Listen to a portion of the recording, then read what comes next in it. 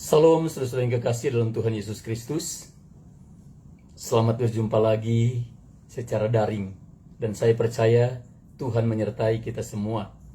Dan dimanapun saudara-saudara berada, saya berdoa Tuhan menyertai saudara-saudara sekalian. Dan kasih-Nya semakin berlimpah-limpah menyertai saudara-saudara dan keluarga masing-masing. 2 minggu yang lalu kita sudah mendengar renungan firman Tuhan mengenai perumpamaan tentang domba yang hilang, dan minggu kemarin kita mendengar perumpamaan tentang anak yang hilang.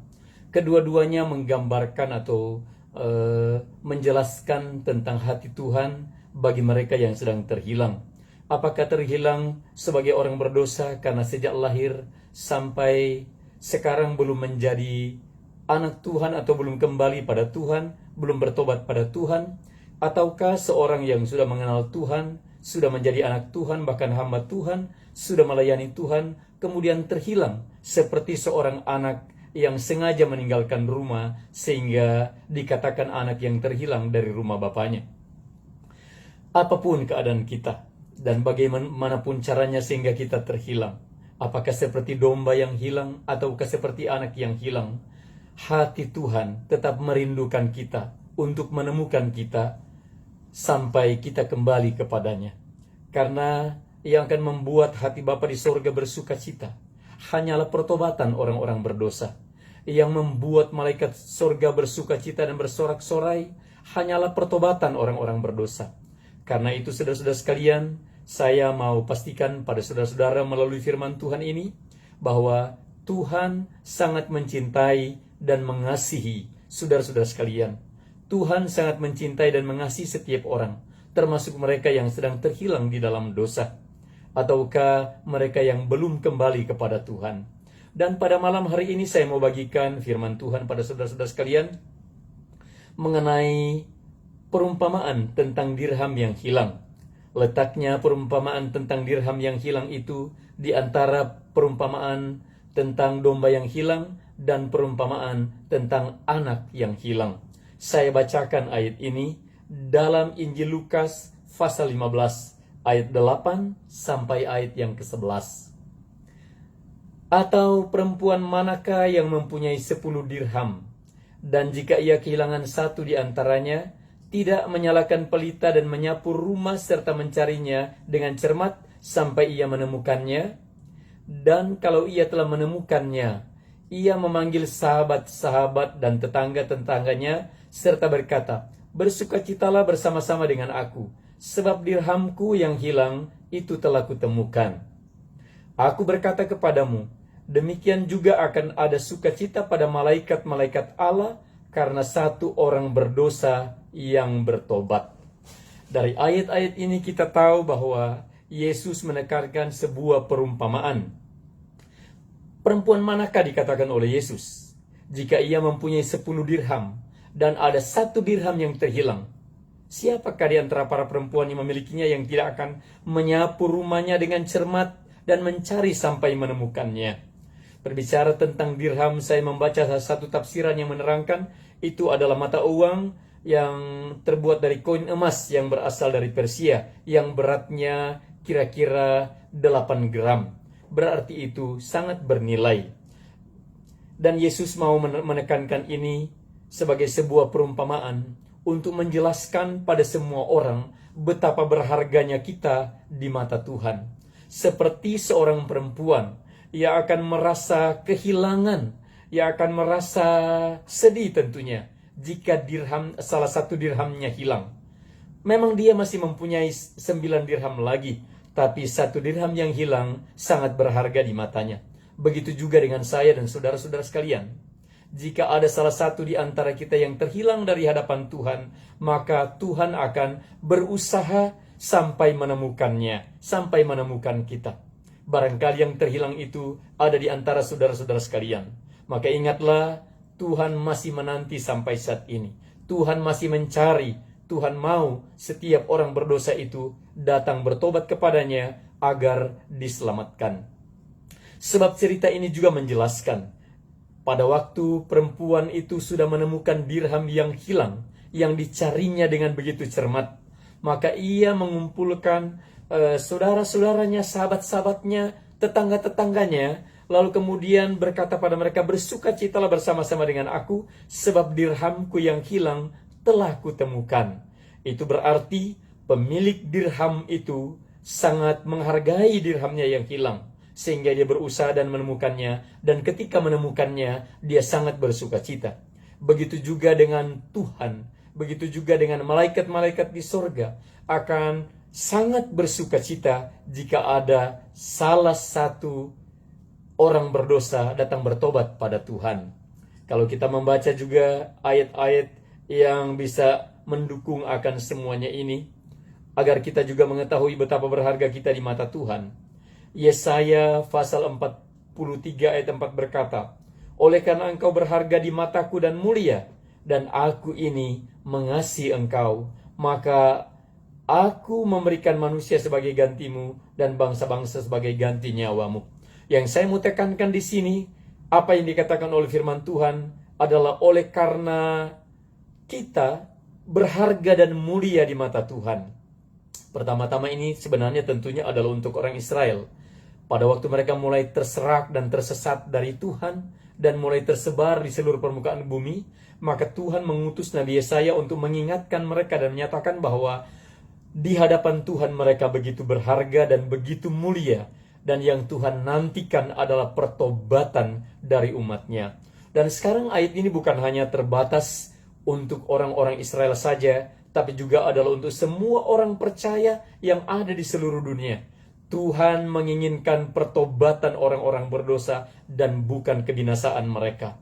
Dan di hadapan Tuhan, setiap orang itu begitu berharga, begitu mulia. Dan itu dibuktikan oleh karena kasih-Nya yang begitu besar bagi kita. Sehingga Yesus Kristus yang adalah Tuhan, adalah anak Allah, rela menjadi manusia walaupun lahir di kandang di Bethlehem.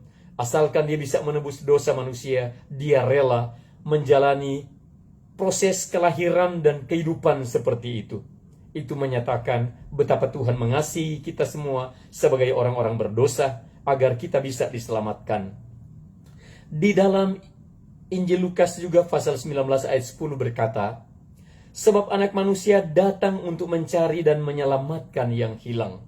Tujuan Yesus datang ke dalam dunia bukan menyelamatkan orang benar, karena orang benar tidak perlu diselamatkan. Bukan mencari orang-orang benar, karena orang benar sudah diselamatkan.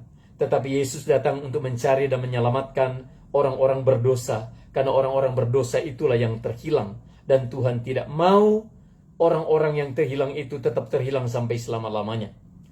Pernyataan ini disampaikan oleh Yesus sewaktu dia berada di rumah Sakeus. Sakeus yang tadinya merasa minder, sehingga untuk melihat Yesus pun, walaupun Sakeus adalah seorang pemungut cukai, dia harus naik pohon ara di Yeriko, karena dia tahu Yesus akan lewati jalan itu. Mengapa dia melakukannya? Karena dia merasa tidak layak untuk bertemu dengan Yesus. Dia hanya ingin diam-diam untuk melihat Yesus lewat. Mungkin hatinya waktu itu sudah sangat senang kalau bisa melihat Yesus lewat. Tetapi Yesus, bukan hanya itu yang Yesus pikirkan, tapi yang membuat hati Yesus senang adalah ketika Yesus bisa datang dan bertamu di rumah Sakeus. Dan itu menyatakan pada kita semua betapa luar biasanya hati Tuhan terhadap orang-orang berdosa. Karena itu dia mau menyelamatkan setiap orang berdosa, asalkan orang-orang berdosa itu buka hati kepadanya, seperti Sakeus telah membuka hati terhadap Tuhan. Kalau kita juga masih membaca ayat-ayat yang menyatakan tentang kasih Tuhan pada orang-orang berdosa, di dalam Yehezkiel pasal 34 ayat 12 berkata, seperti seorang gembala mencari dombanya pada waktu domba itu tercerai dari kawanan dombanya, begitulah aku akan mencari domba-dombaku, dan aku akan menyelamatkan mereka dari segala tempat kemana mereka diserahkan pada hari berkabut dan hari kegelapan. Firman Tuhan ini disampaikan oleh Nabi Yehezkiel. Pertama-tama ini disampaikan untuk orang-orang Israel yang pada waktu itu telah tercerai-berai di antara segala bangsa. Tapi Tuhan memberi firman dan menyatakan bahwa Tuhan akan mencari domba-dombanya yang tersesat itu sebagaimana seorang gembala mencari domba-dombanya yang terhilang itu. Lalu kemudian di sini dikatakan, begitulah aku mencari domba-dombaku, dan aku akan menyelamatkan mereka dari segala tempat, dimanapun saudara-saudara berada. Di kota-kota besar, di kota-kota kecil, di tempat-tempat terpencil, dimanapun saudara-saudara berada, Tuhan mau menemukan saudara-saudara, sebagaimana dikatakan oleh ayat-ayat ini. Karena Tuhan merindukan untuk menemukan dan menyelamatkan kita dari dosa. Jadi bukan Tuhan hanya merindukan untuk bertemu dengan kita saja, tapi Tuhan merindukan untuk menyelamatkan kita, karena hanya dengan kita diselamatkan dari dosa yang membuat isi sorga bersuka cita, yang membuat hati Bapa bersuka cita, yang membuat Yesus Kristus bersuka cita. Lalu kemudian dikatakan di sini, kemana mereka diserahkan pada hari berkabut dan hari kegelapan. Hari berkabut dan hari kegelapan inilah yang mungkin sedang dialami oleh beberapa orang pada waktu mendengarkan firman Tuhan ini. Barangkali ada yang tersesat akibat karena hari berkabut dan hari kegelapan. Ada yang mungkin tersesat tinggalkan Tuhan oleh karena beratnya penderitaan yang saudara-saudara alami. Ada juga mungkin yang meninggalkan Tuhan karena tekanan hidup yang terlalu berat, sehingga dengan terpaksa saudara-saudara meninggalkan Tuhan. Ada mungkin yang beban kehidupan sehari-hari terlalu berat, sehingga terpaksa meninggalkan pelayanan. Setelah meninggalkan pelayanan merasa tertuduh, akhirnya juga lambat laun meninggalkan Tuhan. Apapun itu saudara-saudara yang kekasih, Tuhan berfirman di sini bahwa orang-orang yang tersesat seperti domba yang tersesat pada hari berkabut dan pada hari kegelapan tetap dirindukan oleh Tuhan dan akan dicari oleh Tuhan. Ingatlah, pada hari berkabut kita sukar untuk menentukan tujuan. Pada hari kegelapan kita tidak mungkin untuk berjalan terus dan maju sampai pada tujuan. Di situ yang merupakan tantangan yang terberat dari setiap orang, yaitu pada waktu mengalami hari berkabut dan hari kegelapan. Itu mungkin sedang saudara-saudara alami dan yang menyebabkan saudara semakin jauh dari Tuhan. Mari dengarlah firman Tuhan. Tuhan tetap merindukan saudara-saudara sekalian. Tuhan tetap merindukan kita semua. Tuhan tetap merindukan pertobatan kita. Apapun yang menyebabkan kita terhilang, kembalilah kepada Tuhan. Kalau saudara terhilang sebagai seorang anak yang terhilang dan meninggalkan rumah bapaknya. Kalau saudara-saudara sudah melayani Tuhan lalu kemudian tersesat lagi dan terhilang, itu bagaikan anak yang terhilang dari rumah bapaknya yang harus pulang sendiri. Bapa tetap merindukan dan ingin saudara pulang. Bapa tetap menunggu dan menunggu sampai saudara pulang. Karena kalaupun Bapa pergi mencari dan menemukan saudara-saudara, mungkin saja saudara-saudara yang bagaikan anak yang hilang tidak akan mungkin pulang. Tapi kalau saudara-saudara dengan penuh kesadaran dan menyadari betapa baiknya Bapa itu, dan betapa dia mengasihi dan merindukan saudara-saudara sekalian, dan saudara-saudara membuat keputusan untuk kembali dan pulang, maka itu sebuah komitmen yang akan sangat menyenangkan hati Bapa. Yang jelasnya, kasih Bapa tidak pernah berubah terhadap saudara-saudara sekalian, terhadap kita semua. Kalau saudara-saudara dalam posisi terhilang, bagaikan domba yang terhilang, maka dan tidak tahu jalan pulang, maka kembalilah pada Tuhan. Berdoalah pada Tuhan. Saat saudara-saudara diketuk oleh Tuhan pintu hatinya, bukalah pintu hati pada Tuhan. Katakan pada Tuhan, Tuhan, aku bagaikan domba yang terhilang. Aku mau kembali padamu. Terimalah aku menjadi anakmu. Aku percaya kasihmu begitu luar biasa bagiku. Maka itu akan menyebabkan saudara-saudara diselamatkan. Karena Alkitab berkata, dengan hati kita percaya dan kita dibenarkan, dengan mulut kita mengaku dan kita diselamatkan. Hati percaya dan mulut mengaku Yesus adalah Tuhan dan Juru Selamat kita, maka kita diselamatkan. Lalu kemudian pada saat itu juga Tuhan dari hari ke hari akan menuntun kita dalam satu proses sampai akhir tujuan hidup kita. Apakah kita tetap setia? Apakah kita tetap komitmen? Dan itulah yang memang Tuhan inginkan, karena Dia merindukan kita diselamatkan, bukan dibinasakan. Dari firman Tuhan ini, saya berharap saudara-saudara mendapatkan berkat yang Tuhan mau sampaikan pada saudara-saudara, mendapatkan pesan penting dari Tuhan, sehingga kita semakin setia pada Tuhan. Dan bagi saudara-saudara yang sudah setia pada Tuhan, tetaplah setia pada Tuhan. Kalau ada di antara saudara-saudara yang sedang melayani Tuhan, tapi ada anak-anak saudara-saudara yang belum setia pada Tuhan, jangan kutuki mereka, doakan mereka, dan jangan tertekan dalam pelayanan oleh karena sikap mereka, tapi berdoalah pada Tuhan, karena Tuhan pasti punya rencana dengan setiap anak-anak kita, dengan setiap anak-anak saudara-saudara sekalian. Tuhan sangat baik dan Dia merindukan keselamatan bagi setiap orang, termasuk mereka yang sedang terhilang. Kiranya firman Tuhan ini menjadi berkat bagi kita semua, dan mari kita berdoa. Terima kasih Tuhan, karena malam ini kami boleh mendengar renungan firman Tuhan.